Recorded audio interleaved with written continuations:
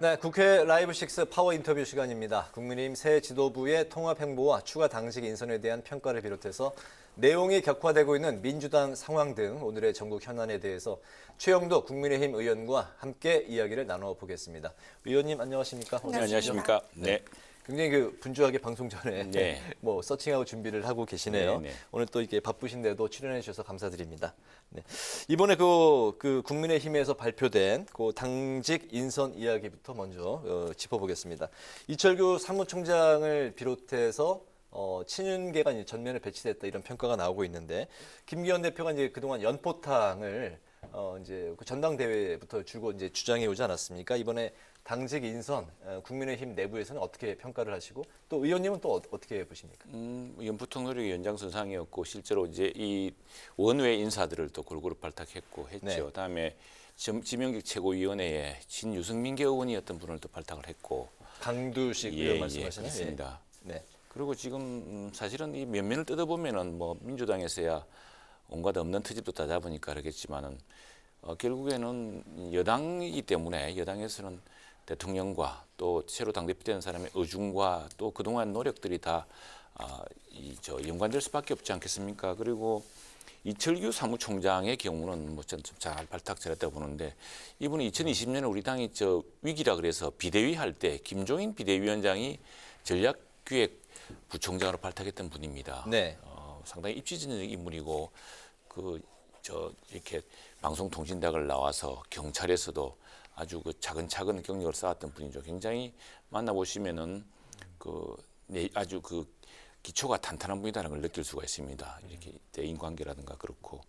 그다음 박승민 의원 역시도 지금 우리 기획부총장으로 발탁되었는데 지방자치 행정을 해봤던 경험, 그리고 또 청년 시절부터 이 청년의 청년 JC장 같은 것도 많이 하고 있습니다. 그래서 이런 큰 지역의 일 단위에서부터 해본 점이 있고 우리 배현진 의원이 30대 여성 수도권 서울의 의원이라고 하는 우리 당에서는 굉장히 드문 인재입니다. 네. 예, 그래서 그런 의미에서 그분을 조직부총장으로 임명했다는 것은 앞으로 우리 당의 새로운 인선이라든가 이런 데서 여성과 또 젊은 사람 수도권을 좀 더 배려하겠다는 의미로 이제 볼 수 있을 것 같습니다. 그런 의미에서 아주 적절한 인선이었고 그걸 제 눈에 안경이라고 나쁘게 보기 싫은 사람은 끝없이 혼동을 하겠지만 다 나름의 이유가 있고 다 무난한 분들이라는 점에서 우선에 같은 또 초선 중에서 이렇게 여러분들이 발탁되어서 저희들은 참 반갑습니다. 네네. 네, 자 이제 앞으로 당정 일체론이 본격적으로 힘을 그렇습니다. 받을 것 같은데요. 네, 예. 또 그리고 어제는 윤 대통령과 전현직 지도부가 또 회동을 가졌습니다. 네. 앞으로 매달 2차례씩 정기 회동을 가질 거라고 하는데 어떤 네. 좀 긍정적인 효과가 있을까요? 좋은 일이죠. 왜냐하면 이제 대통령께서도 이제 당선 1년이 되었고 이제 5월 달부터 몇 달 되면 이제 취임 1주년이 됩니다. 이제 본격적으로 일을 해야 될 시점입니다. 네. 그동안에는 지방선거도 있었고 또 당 내용도 좀 있었습니다. 이런 것들이 대통령이라 정부에 일하는데 여러 걸림돌이 되고 또 아주 거대 야당 또 강경한 야당 또 아주 참 특별한 야당 대표 때문에 지금 국정이 상당히 좀 혼란스럽습니다. 제대로 가고 있는 게 없고 해서 걱정인데 이제 좀 경험 많고 또 이 시련 속에서 신념을 지켜온 김기현 대표 같은 분들 또 당직도 안정이 되었기 때문에 당은 그렇습니다. 당은 굉장히 저만 하더라도 시장에서 여론을 아주 많이 듣거든요. 네. 여론을 듣게 되면 그 여론을 우리 당내에 전파를 합니다. 공유를 하고.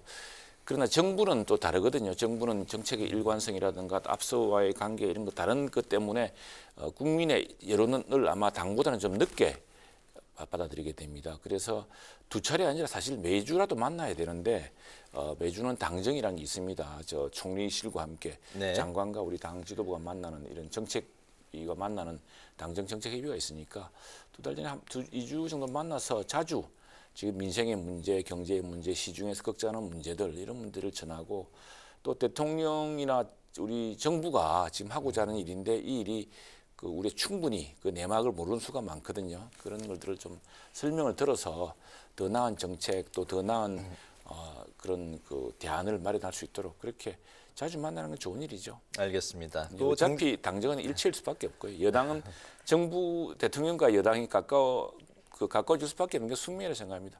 왜냐하면 다음 총선이 또 중간 평가라고 할 만큼 대통령이 잘해야 여당도 살고 네. 여당이 잘해야 대통령도 사는 그런 관계죠. 한간에서는 또 일정은 좀 긴장 관계, 예. 건강한 뭐 견제와 균형도 예, 필요하지 않냐 예. 이런 말씀도 하신 그 부분은 좀 그렇죠. 또 어떻게 보실까요? 시끄럽게 하면 그게 여야 관계고 그거는 야당하고 이제 대통령의 관계고 네. 조용하면서도 네. 정말 밀도 있게 또 지속적으로 하는 것이 그게 이제 당정 관계죠. 그게 정부와 여당 사이 관계 그래야죠. 아니 정부 여당이 저 야당 사람처럼 서로 싸우면은 그게 여당입니까? 야당이죠.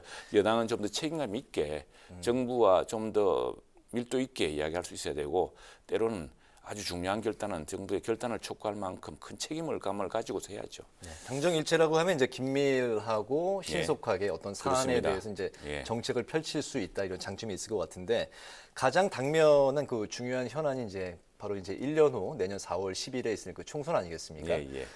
당정의 일체가 되다 보면 대통령과 총선 결과, 대통령 지지율과 총선 결과가 같이 연동해서 나올 수 있지 않을까라는 이제 그런 추측들이 그렇습니다. 나오면서 만약에 그 대통령 지지율에 따라서 이렇게 나온다고 하면 일종의 그 좀 국민의힘 입장에서도 그런 부분은 좀 부담으로 작용할 수도 있지 않을까 그래서 생각이 듭니다. 대통령이 좋은 성과를 내도록 뒷받침하는 게 여당의 숙명이고요. 네.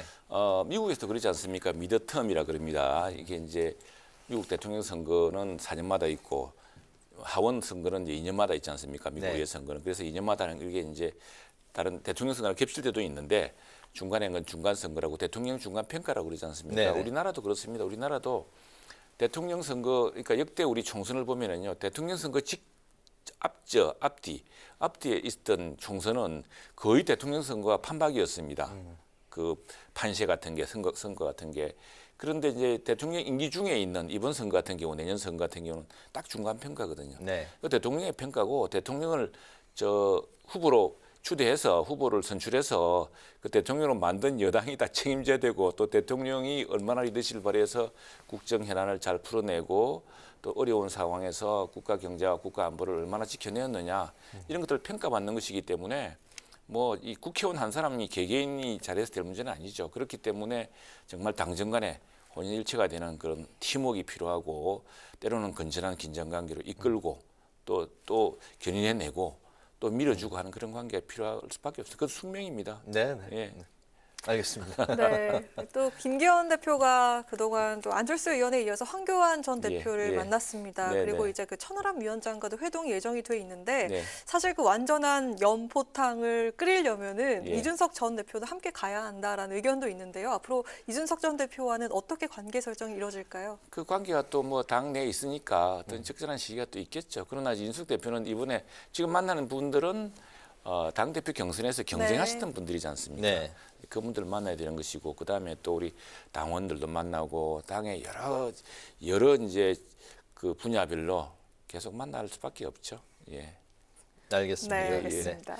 내일은 이제 김기현, 고 이재명 두 여야 대표가 이제 만나게 될 그런 이제 예정으로 있습니다. 2021년에 이제 두 분은 서로 그 야당 원내대표 또 이제 여당의 대선 주자였는데 대장동 의혹을 이제 둘러싸고서 이제 그 두 분이 서로 날선 공방을 이제 네, 벌이기도 네. 했었습니다.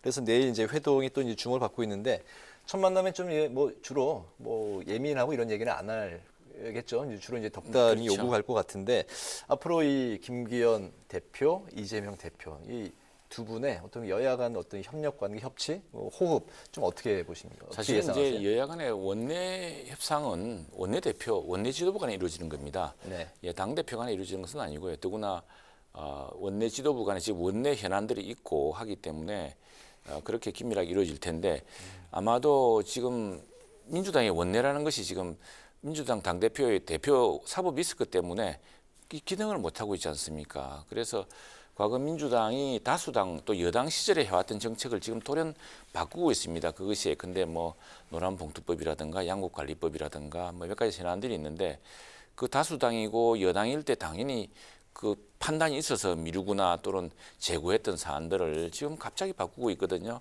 그 원내 지도부나 원내에서의 상황 판단이 먹히는 게 아니라 당 대표가 어떤 판단에 따라서 지금 당기고 있는 겁니다. 그래서 아마도 그 여야 대표 간의 회동이 된다면은 정말 나라가 어렵고 경제가 어렵고 지금 뭐 이제 기정학이라고 있지 않습니까? 기술 전쟁도 심각하고